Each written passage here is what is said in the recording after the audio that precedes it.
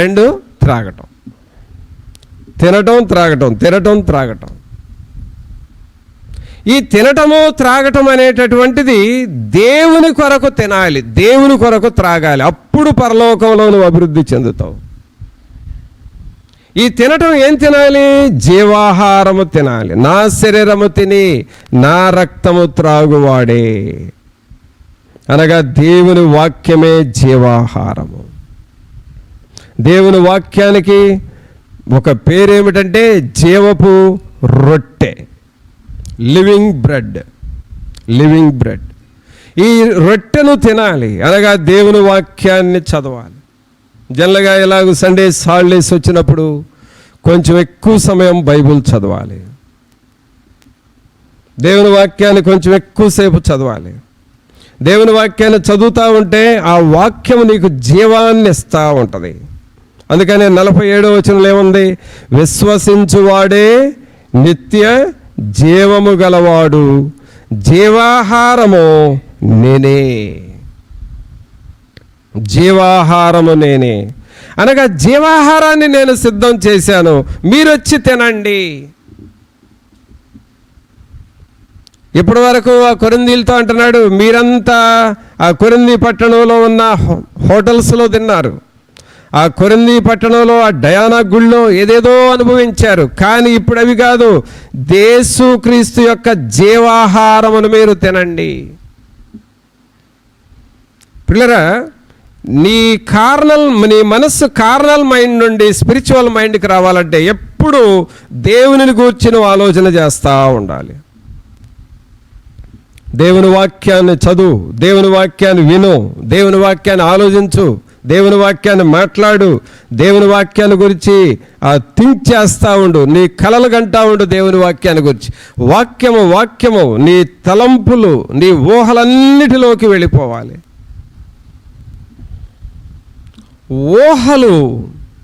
ఊహల ద్వారా పిల్లరా బాడీలో గొప్ప శక్తి వస్తుంది. ఊహల ద్వారా. ఈ మధ్య ఒక సహోదరుడు నాతో మాట్లాడుతూ ఏమంటున్నాడంటే,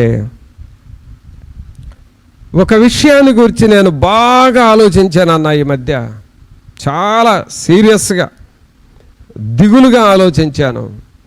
కొన్ని రోజులు ఆలోచించిన తర్వాత ఏదో ఆరోగ్యం దెబ్బతిన్నట్టుగా అనిపించి వెళ్ళి డాక్టర్ చెక్ చేయించుకుంటే నీ తలలో ఆ రక్తనాళాలు చిట్లినివి, అక్కడ బ్లడ్ క్లాట్ అయింది అని చెప్పారంట. డాక్టర్ ఏమన్నాడంటే, ఈ మధ్య నువ్వు ఏదో సీరియస్గా ఒక విషయాన్ని ఆలోచన చేశావు, అందుకే నీ బ్లడ్ వెజల్స్ దెబ్బతిన్నాయి అని చెప్పాడంట. అంటే ఆలోచన చేయటం ద్వారా నీ బాడీలో ఎఫెక్ట్ ఉంది.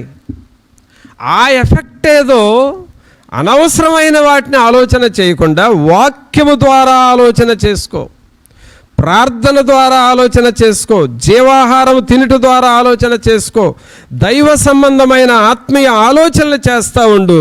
నీ బాడీ రీజనరేట్ అవుతూ ఉంటుంది, తిరిగి నూతన శక్తి వస్తుంది. యెహోవా కొరకు ఎదురు చూచువారు నూతన బలం పొందుదురు, వారి పక్షిరాజు వలె ఎగురుదురు, అలయక పరిగెత్తుదురు, సొమ్మసిల్లక నడిచిపోదురు. కావున దేవుని వాక్యాన్ని గూర్చి నీవు అలా ఆలోచన చేయాలి. అందుకనే ప్రభు అంటున్నాడు, జీవాహారము నేనే. ఆ ఆహారాన్ని గూర్చి, ఆహారాన్ని నేను సిద్ధం చేశాను, మీరు తినండి. ఆహారాన్ని నేను సిద్ధం చేసి పెట్టాను, మీరు వచ్చి భోజనం చేయండి. కావున ప్రభునందు పిల్లరా, వీటిని ఈ కొరింథీయులకు చెబుతా ఉన్నాడు పౌలు గారు. మీరు వీటిని తెలుసుకుంటే మీ మనస్సులు మారిపోతాయి, ఆత్మీయముగా మారుతారు. ఏమేమి సిద్ధం చేసామంటున్నాడు? ఒకటి, విందు సిద్ధం చేశాను, మీరు వచ్చి తినండి అంటున్నాడు. రెండవది, రక్షణను సిద్ధం చేశాను, నేను మిమ్మల్ని ఆదుకుంటాను, నేను మీకు సహాయం చేస్తాను, మీరు వచ్చి రక్షణను పొందండి అంటున్నాడు. మూడవది, జీవాహారం నేను సిద్ధం చేశాను, ఆ జీవాహారాన్ని తినండి, మీరు ఆత్మీయంగా మారుతారు అంటున్నాడు. మరి దేవుని వాక్యంలో మనం చూసాము 1 కొరింథీ 2:9 దేవుడు తన్ను ప్రేమించు వారికి ఏవి సిద్ధపరిచనో, అక్కడ ఎండింగ్ లేకుండా చెబుతా ఉన్నాడు. ఏవి సిద్ధపరిచాడో మీకు తెలీదు, మీరు వాటిని తెలుసుకోండి. మనం చాలామంది ఏమనుకుంటామంటే సండే ప్రేయర్కి పోయిస్తే చాలు అనుకుంటాం, డైలీ కొంచెంసేపు ప్రేయర్ చేసుకుంటే చాలు అనుకుంటాం. కానీ వీటిల్లోనే దేవుడు చాలా సిద్ధం చేశాడు, అది తెలుసుకోవాలి. ప్రేయర్కి పోయి రావడం వరకు ఒకటే తెలుస్తుంది, కానీ దేవుడు మన కొరకు ఏమి సిద్ధం చేశాడు, ఆయన మన కోసం ఏం చేశాడు, ఆయన మన కొరకు ఏం ప్రిపేర్ చేశాడు అనంటే ఏ మానవుడు చేయలేనివి దేవుడు సిద్ధం చేసి మన కొరకు ఇస్తా ఉన్నాడు. వాటిని మనం పొందుకోవాలి. అంతేకాదు ప్రియరా, దేవుడు ఇంకా మన కొరకు సిద్ధం చేసినవి ఏమిటో చూద్దాం. ఇంకొక మాట చూద్దాం. 2 కొరింథీలోనే 5వ అధ్యాయం తీయండి. 2 కొరింథీలకు రాసిన పత్రిక 5వ అధ్యాయము 1వ వచనమే చదువుదాం. 2 కొరింథీ 5వ అధ్యాయము 1వ వచనం. భూమి మీద మన గుడారమైన ఈ నివాసము శిథిలమైపోయినను చేతి పని కాక దేవుని చేత కట్టబడినదియు నిత్యమైనదియునైన నివాసము పరలోకమందు మనకున్నదని ఎరుగుదము. ఈ మాట అందరం చెబుదామా? చేతి పని కాక దేవుని చేత కట్టబడినదియు నిత్యమైనదియునైన నివాసము పరలోకమందు మనకున్నదని ఎరుగుదము. ఆమేన్. ప్రియరా, ఇక్కడ ఒక టాప్ సీక్రెట్ చెప్తా ఉన్నాడు పౌలు గారు. టాప్ సీక్రెట్ అదేంటంటే, మనం నివాసం చేసే ఇళ్ళున్నాయి. ఎవరు కట్టి పెట్టారండి వాటిని? మనం కట్టుకున్నాం, అంతేనా? మనం ఉంటున్న ఇల్లు మనం కట్టుకున్నది. ఒకవేళ మనం రెంట్కున్నా ఆ ఇల్లు మనుషులు కట్టిందే. ఇల్లు అనేది మనం కట్టుకుంటాం. ఏ రేంజ్లో కడుతున్నాం? 1,00,000 రూపాయలు పెడితే ఇల్లు కట్టచ్చు. ఆ స్థాయి దగ్గర నుండి లక్షలు కాదు కోట్లలో ఇల్లు కట్టవచ్చు. అది ఏ రేంజ్లో కట్టుకున్నా మనం కట్టేదే. దానికి అయ్యే పెట్టుబడి అంతా మనం పెట్టిందే. అయితే ఇక్కడ టాప్ సీక్రెట్ అని ఎందుకు చెబుతున్నానంటే, మనము కట్టనిల్లు, మనం కావాలని పెట్టుబడి పెట్టని ఇల్లు దేవుడు మన కొరకు సిద్ధం చేస్తున్నాడు. అది దేవుని తెలుసుకున్నప్పుడు అది ఒక గొప్ప ఆశీర్వాదం మనకు. 5వ వచనంలో ఏమన్నది? చేతి పనిగాక, ఏమంటున్నాడండి అక్కడ? చేతి పనిగాక దేవుని చేత కట్టబడినదియు నిత్యమైనదియునైన నివాసము పరలోకమందు మనకున్నదని ఎరుగుదము. ఇక్కడ చూడండి, 2 పదాలు ఉన్నాయి. ఈ 2 పదాలను మీరు కొంచెం కాన్సన్ట్రేట్ చేసి వినాలని అనుకుంటున్నాను. అదేంటంటే, 5వ అధ్యాయంలో 2వ లైన్ మొదటి మాట చదవండి. మొదటి మాట అందరూ చదవాలి. 5వ అధ్యాయంలో 2వ లైన్ మొదటి మాట చదవండి అందరూ. శిథిలమైపోయినను. చెప్పండి అందరూ ఒకసారి. శిథిలమైపోయినను. 3వ లైన్లో మొదటి మాట చదవండి. నిత్యమైనది. ఒకటేమో శిథిలమైపోయినది, 2 నిత్యమైనది. ఇవి 2 ఒకే అర్థం వస్తుందా, లేకపోతే వ్యతిరేక అర్థాలు వస్తున్నాయా? వ్యతిరేక అర్థాలు. ఒకటేమో శిథిలమైపోతుంది, 2 నిత్యమైనది. శిథిలమయ్యేదేంటి? నిత్యం ఉండేదేంటి? శిథిలమైపోయేది ప్రియులారా నివాసమే. అక్కడ ఏమనుంది? 5వ అధ్యాయము 1వ వచనంలో, ఈ నివాసము, మన గుడారమైన ఈ నివాసము శిథిలమైపోయిన, అంటే మనం కట్టింది శిథిలమైపోతుంది. అది నువ్వు ఎంత ఐరన్ అన్నా పెట్టు, నువ్వు 20 mm రాడ్స్ పెట్టైనా కట్టు, కానీ నువ్వు కట్టింది శిథిలమైపోతుంది. కానీ నిత్యము ఉండేది ఏమిటంటే చేతి పని కాక దేవుని చేత కట్టబడినదియో నిత్యమైనది. అంటే దేవుడు నీ కొరకు కట్టేది నిత్యము ఉండేది. ఇక్కడ టాప్ సీక్రెట్ అని ఎందుకన్నానంటే శిథిలము కానిది మనకంత బాగా ఏం తెలుసు అంటే శిథిలమయ్యేదే తెలుసు. ఒక చెట్టు ఉందంటే ఒక చెట్టు 10 సంవత్సరాలు బ్రతికిన తర్వాత అయినా పాడైపోతుంది. ఒక కట్టడం ఉందంటే మరి అది కొన్ని సంవత్సరాల తర్వాత అది పాడైపోతుంది. కానీ గొప్ప విషయం ఏంటంటే దేవుని చేత కట్టబడింది ఎప్పుడూ శిథిలం కాదు, అది నిత్యము ఉంటుంది. దాన్నే పరలోక పట్టణం అంటున్నాం. దానినే పరలోకములో మన కొరకు దేవుడు కట్టిన ఇల్లు అంటున్నాం. ఆ ఇల్లు ఏ బేస్ మీద కడుతున్నాడు అనంటే ఇక్కడ మనం రక్షణ పొందుతున్నాం చూడండి. ఆ రక్షణ పొందిన దినమే పరలోకములో దేవుడు మనకు పునాది వేసిన రోజు. ఆమేన్. హాస్పిటల్లో ప్రెగ్నెన్సీ లేడీస్ హాస్పిటల్లో జాయిన్ అవుతున్నారు. తర్వాత డాక్టరు డెలివరీ చేస్తున్నారు. పుట్టిన తర్వాత మనల్ని మున్సిపాలిటీకి పంపిస్తారు, ఆఫీస్కి. అక్కడికి వెళ్ళి బర్త్ సర్టిఫికేట్ తెచ్చుకోండి అని. అంటే పుట్టగానే ఆ పుట్టిన పాప లేక బిడ్డ యొక్క పేరు మున్సిపాలిటీ ఆఫీస్కి వెళ్ళి అక్కడ రాసి చెప్పి బర్త్ సర్టిఫికేట్ తెచ్చుకుంటున్నాం.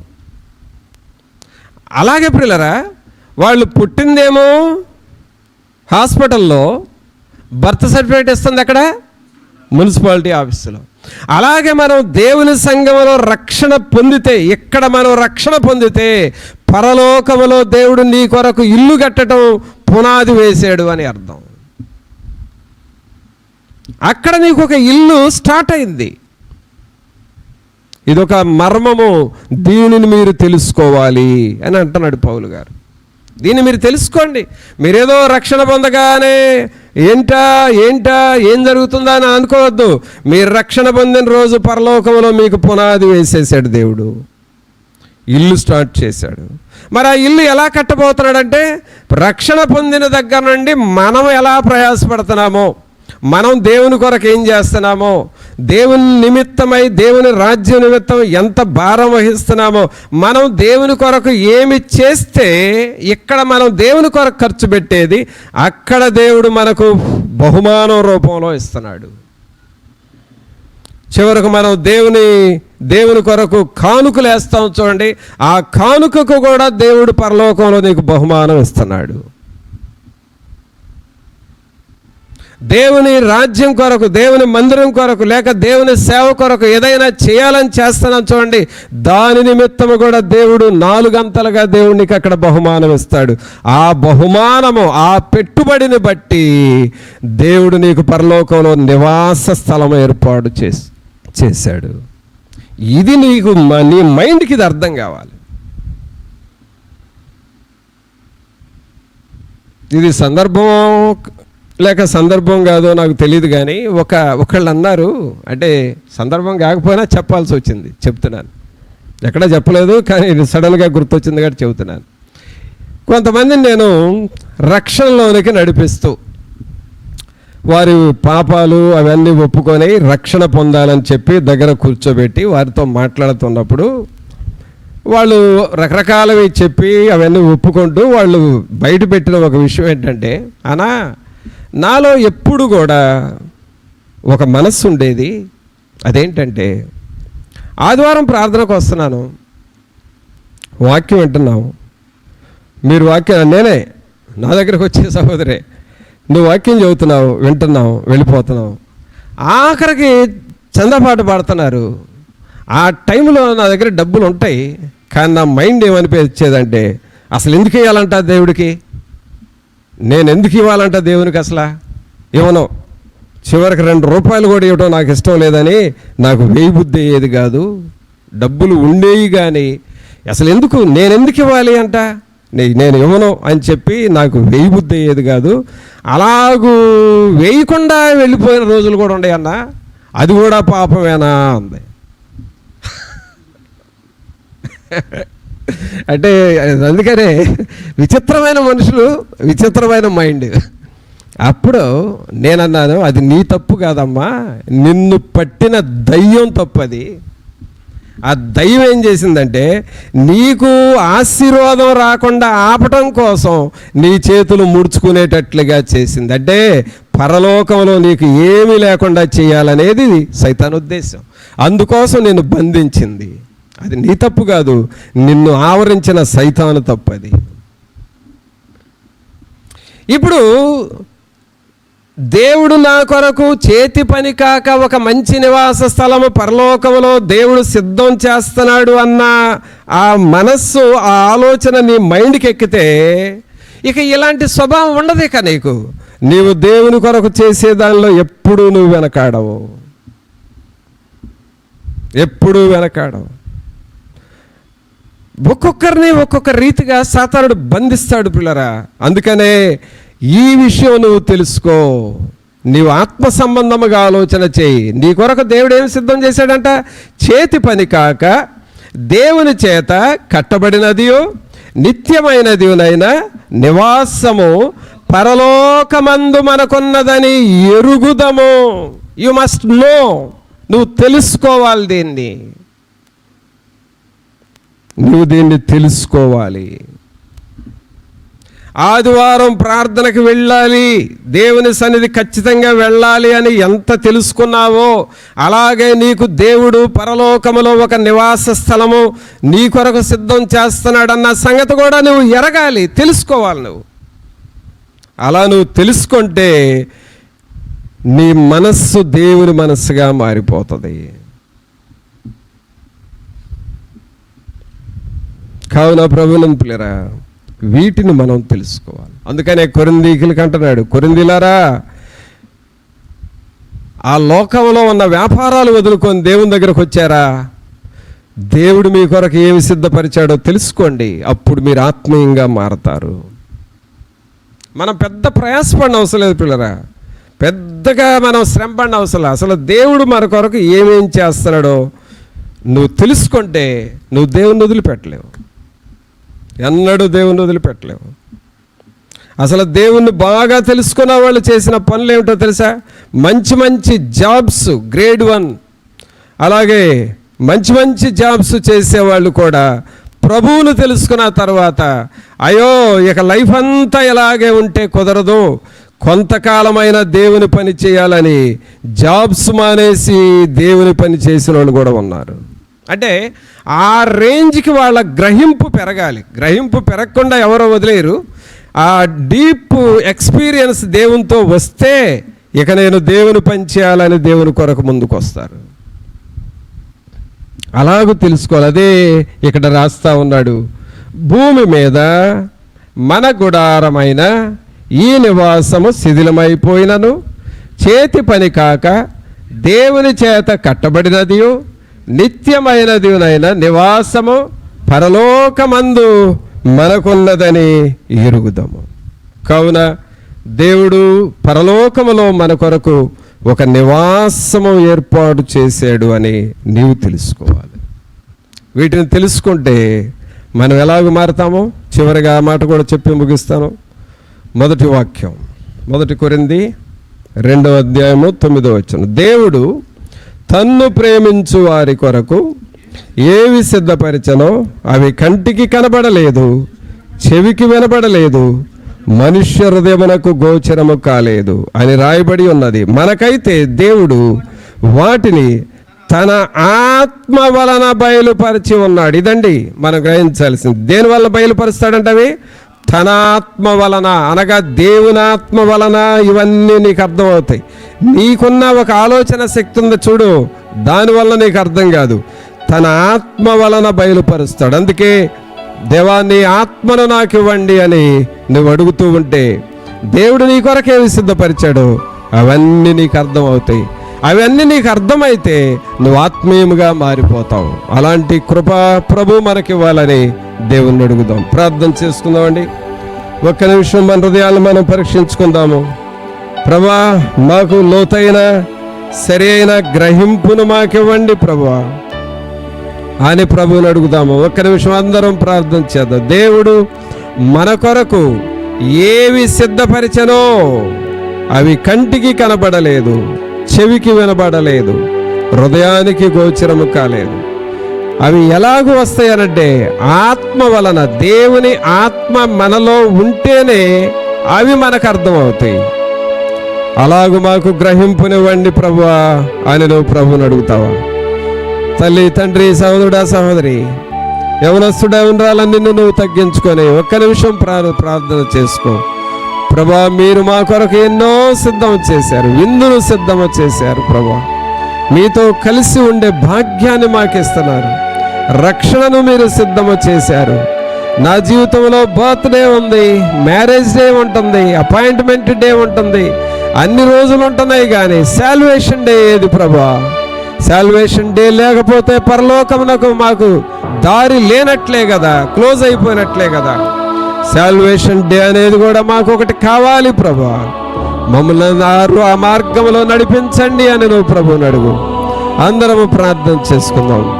దేవుడు, నీవు దేవుని కొరకు ఏం చేశావో దానిని బట్టి పరలోకములో చేతి పని కాక నిత్యమైన ఒక నివాసమును దేవుడు నీ కొరకు సిద్ధము చేస్తున్నాడని ఎరగాలి, నువ్వు తెలుసుకోవాలి. ఇది తెలుసుకుంటే నీ జీవితంలో ఎన్నడూ నువ్వు వెనక్కి తిరగలేవు. అలాంటి గ్రహింపు నాకివ్వండి అని నువ్వు ప్రభువుని అడుగుతావా? పరిశుద్ధుడైన మా ప్రభువా, మీకు స్తోత్రాలు, వందనాలు చెల్లిస్తూ ఉన్నాము. మహోన్నతుడా, మహాగణుడా, మా ప్రభువైన యేసు, మిమ్మల్ని స్తుతిస్తూ ఉన్నాము నాయన. మీ కృప, మీ కనికరం కలిగిన ఆత్మను మాకు మీరు దయచేయండి. ఈ బిడ్డలందరితో మీరు ఉండండి. మీరు మా కొరకు ఏమేమి సిద్ధము చేశారో వాటిని మేము తెలుసుకొని వాక్యానుసారముగా నడుచువారముగా చేయండి. మీరు మా కొరకు సిద్ధపరిచినవి అర్థమైతే అవి మాకెంతో మేలు, ఆశీర్వాదకరముగా ఉంటాయి కదా. అట్టి కృపను మా అందరికీ దయచేయండి. ఈ బిడ్డలకు అట్టి గ్రహింపును దయచేయండి. అవి మా ఆలోచనల ప్రకారం అర్థం కాదు, ఆత్మ వలన బయలుపరచుచున్నాడు. మీ ఆత్మ చేత అవి బయలుపరచబడతాయి. అట్టి గ్రహింపు మా అందరికీ ఇవ్వమని నజరేయుడైన యేసు నామమున అడిగి వేడుకొనుచున్నాము తండ్రి, ఆమేన్. మన తండ్రి అయిన దేవుని ప్రేమ, కుమారుని కృప, పరిశుద్ధాత్మని యొక్క సన్నిధి ఇప్పుడు నిలప్పుడు మనందరికీ తోడుగా ఉండి సహాయము చేయను గాక. ఆమేన్.